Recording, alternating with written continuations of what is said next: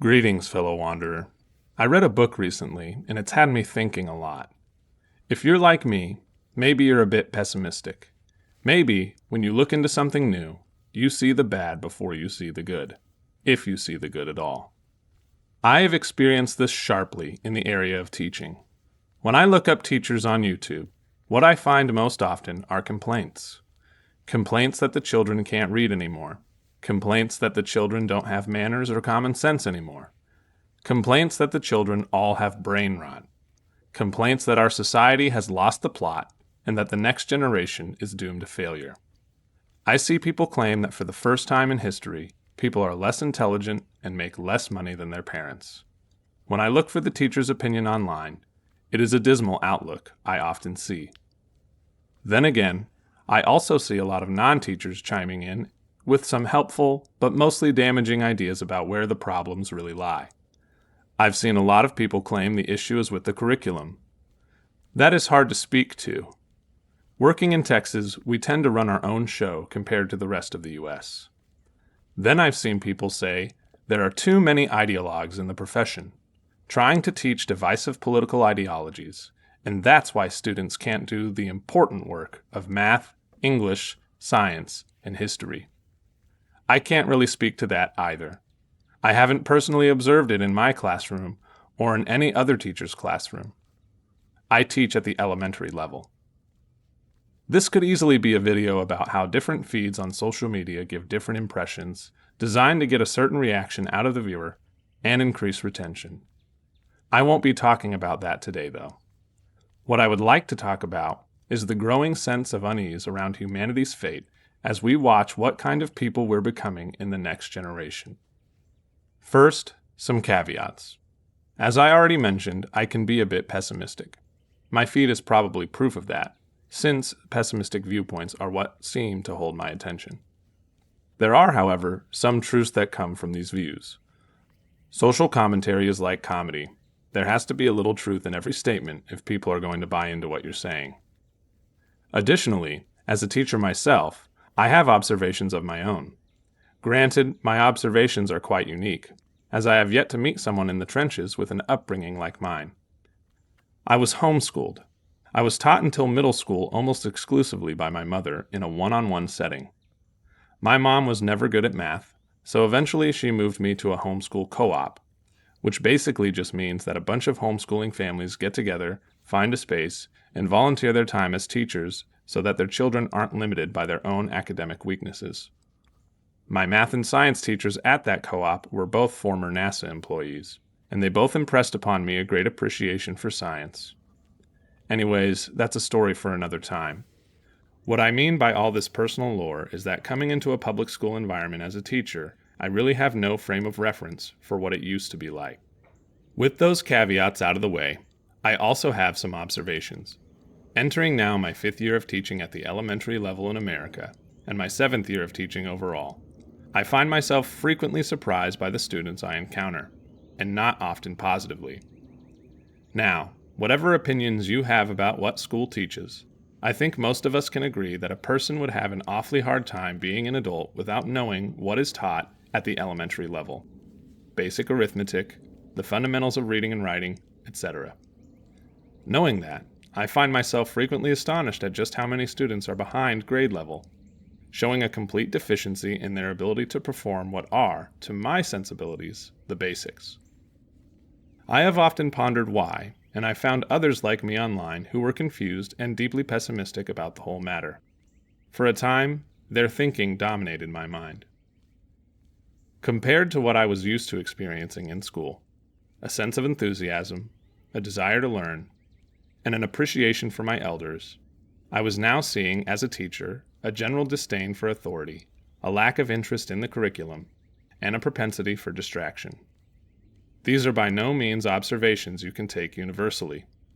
If I had to estimate in a class of 28 students, anywhere from 2 to 4 will fit this description exactly. If you add in students who, though lacking enthusiasm, are at least respectful, then I'd raise that number to 4 to 10. Then there are those students who, as a teacher, you love to see. They are what I remember experiencing growing up. Enthusiastic, eager, and most importantly to me, respectful. Students of this caliber out of 28 run anywhere from 4 to 8. There are, of course, many students who are, despite other shortcomings, still respectful. Add them to the tally, and I'd say the children who I would consider ideal students average 6 to 12. So then, in a class of 28 students, you have 4 to 8 who will always do well, 2 to 4 who seem to spend all of their energy trying to be as difficult as possible, and the rest seem to sit in the middle ground, waiting to see which group's mood will dominate the room. This was a difficult thing to understand at first for someone with an upbringing like mine. Why aren't the students excited about learning? Why aren't they respectful? For a long time, it was frustration alone that prevented my understanding. I spent a long time refusing to open my mind to a way of thinking other than my own. My first 2 years of teaching were in Japan. I was a dime a dozen ALT. Now, for anyone who has held this job, you know the duty can range from being a living, breathing cassette tape to actually teaching classes autonomously. I experienced both in my 2 years in Japan. Out of the 7 different schools I taught at, I only had one section in one school that was ever difficult for me behaviorally. In contrast, I haven't taught a single class in America that I would consider completely unproblematic. I remember asking veteran teachers in my first year in America what their advice was for someone new like me. Their advice, almost universally, was, be tough on the kids at the start, then later in the year you can let up. Understand, be tough is actually me translating their advice to be kinder than it was. The general sentiment was clear. Respect, or for some teachers, fear, must precede all other reactions you seek to elicit from a child. There is great wisdom in this, at least the respect part, though it took me a long time to really imbibe what they were saying. For my first couple of years in America, I remember constantly telling myself, the kids in Japan were able to behave, why can't the kids in America? I couldn't really perceive a difference between the efforts put in by my American coworkers compared to the efforts put in by my Japanese coworkers. The problem, I thought, was the kids. Everything else was practically the same after all, wasn't it? I should add now a few more pieces of backstory for me. As a homeschooled child, I grew up as most of you probably expect, in a Protestant 2-parent household. My dad was the disciplinarian of the family. What he mostly did was yell us into obedience. I was the 3rd child, the youngest in the family, and this tactic was highly effective on both me and my middle brother. It did not, however, have the desired effect upon my oldest brother. We have all observed this, haven't we? Yelling may produce a short-term win for the authority figure, but it doesn't produce long-term respect or obedience. The only feelings it seems to produce consistently are anger, fear, frustration, and indignation. In my time in Japan, I think I saw a teacher yell maybe once or twice, and it was by no means that teacher's typical response. As a teacher in America, I hear it daily. And in complete transparency, I admit that I've been the teacher dishing out the yellings at times. Now, I'm not here to demonize myself or my coworkers. The things you will see and experience at an American public school does warrant a strong response. Make no mistake.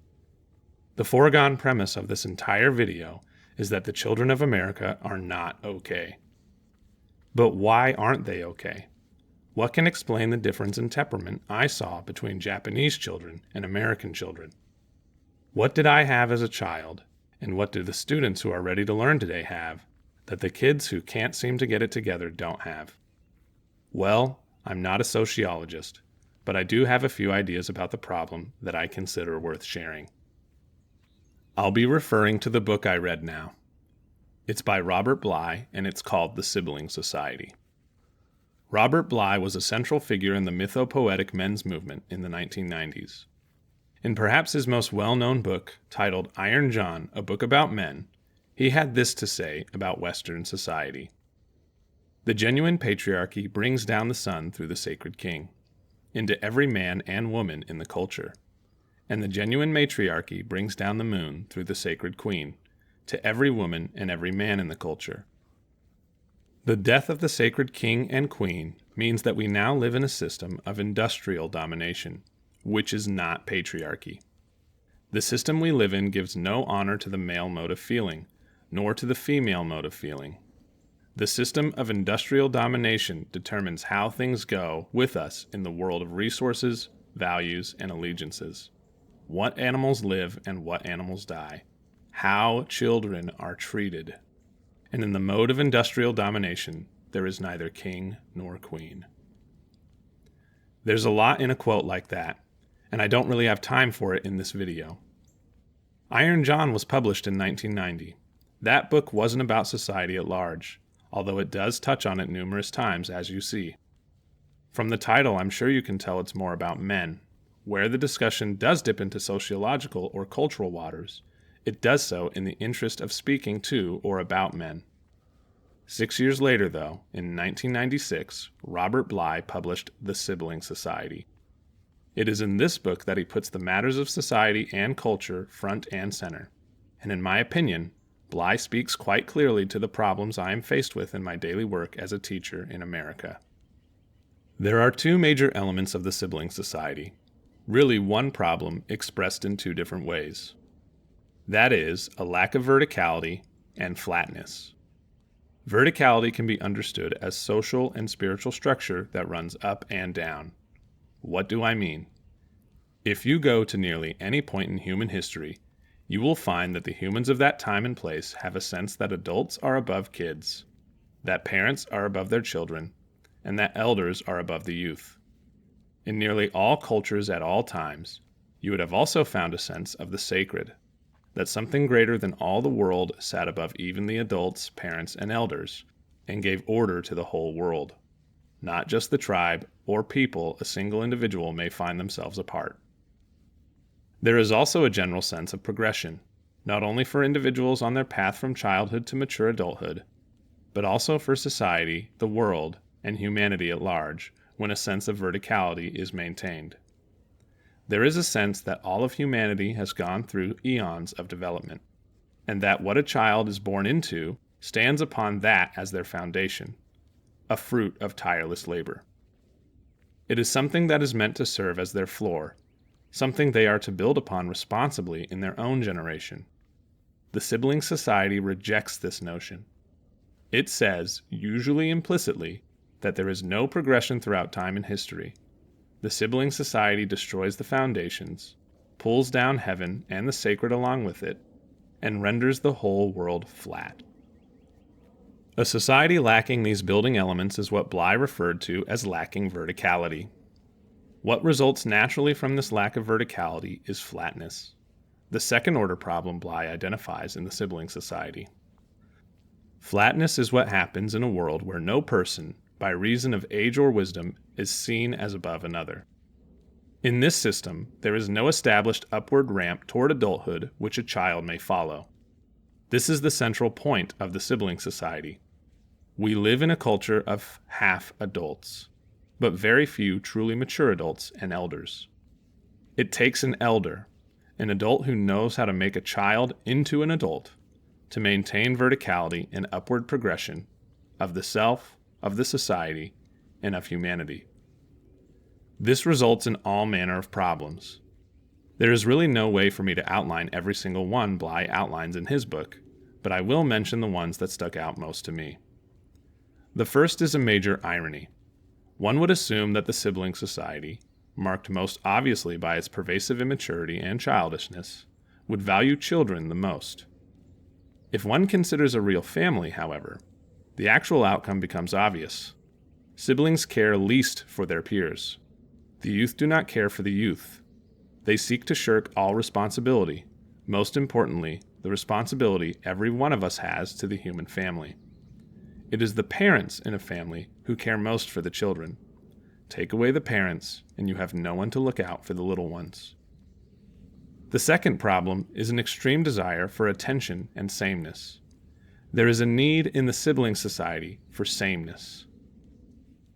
In the Sibling Society, no one is allowed to be above us or below us. We must all be considered equal in knowledge, in authority, and in merit. The child in the Sibling Society has no one to look up to, and only ruins to look down to. They have nowhere else to look but sideways. No codes, no authority, and the youth in the Sibling Society have lost external pressure on their internal compass. Bly says near the end of the book, "How old are we before we realize someone inside us doesn't wish us well? Naive people know nothing of the one inside who doesn't wish you well, and think that their enemies are all in the outside world." Bly borrows heavily from Freud's idea of the superego, referring to it as the interior judge. This interior judge is that part of the psyche which sets standards for the self, judges the self, and punishes it with shame, guilt, and condemnation when it fails to meet standards. In times past, humans had society, parents, mentors, and elders to assist in the formation of the interior judge, including the standards to which it would hold the self. This was necessary not only to properly form the judge, but also to limit his tyrannical assaults upon the psyche.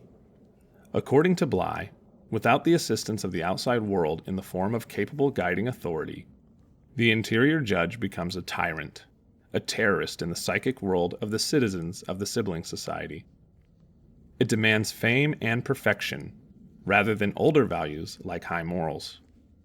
In the Sibling Society, the interior judge demands that we all be loved and adored by our equals. It is an impossible task, one in which the focus on character development, a lifelong pursuit, has been replaced by the pursuit of notoriety, a fleeting, finite, and ultimately vain goal.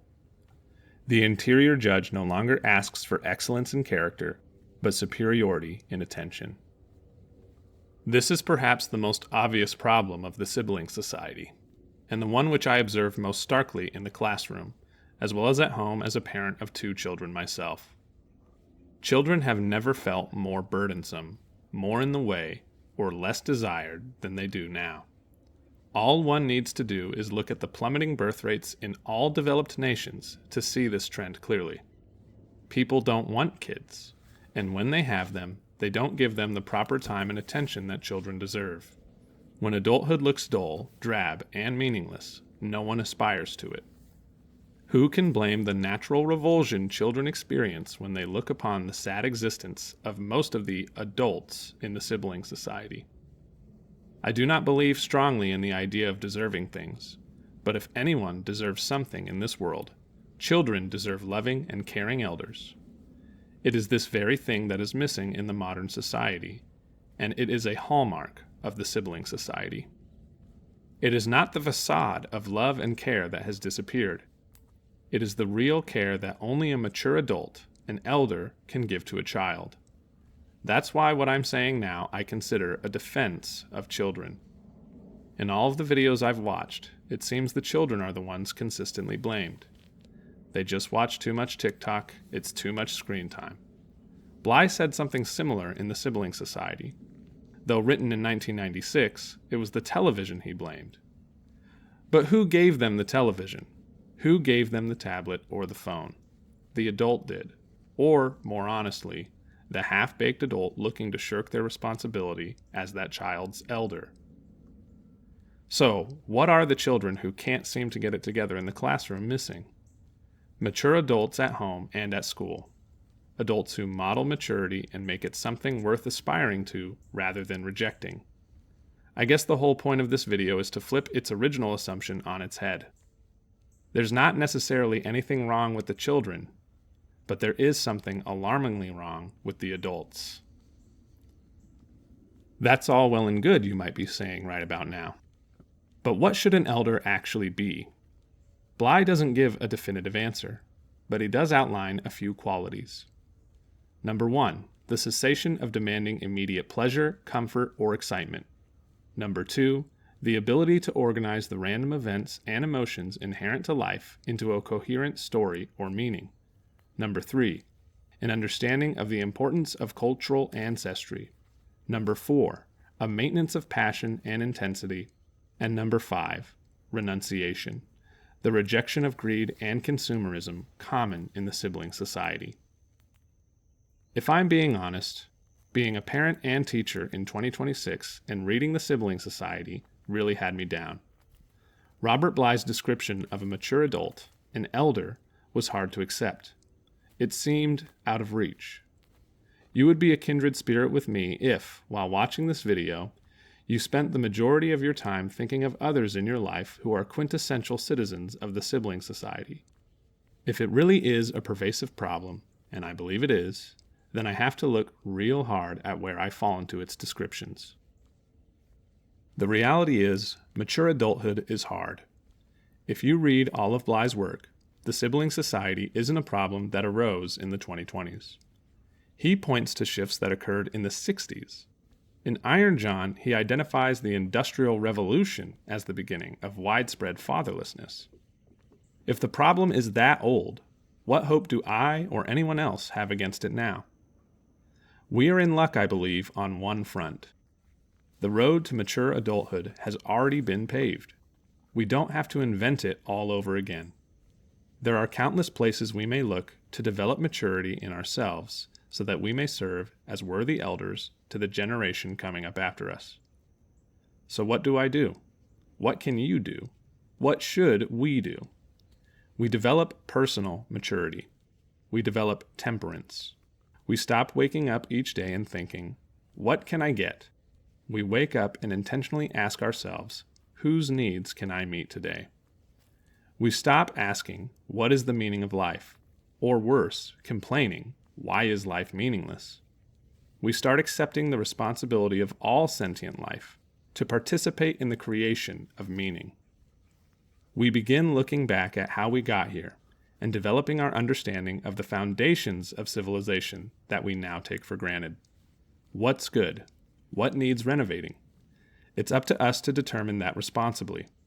And we stop defining our lives by our occupations, living in relative monotony, all the while wondering why life feels so dull. This is where our inner child will actually come in quite handy. I think it's time for us to start remembering who we once dreamed of being. That's a tall order, so how do we do it? We do it one day, one action, and one thought at a time. I'm trying to do it right now in this video. I'm putting myself out there, saying the things that matter to me, and standing on business. So what about you? I'd love to hear how my thoughts sit with your own experience. Until next time, mind yourself and keep on wandering.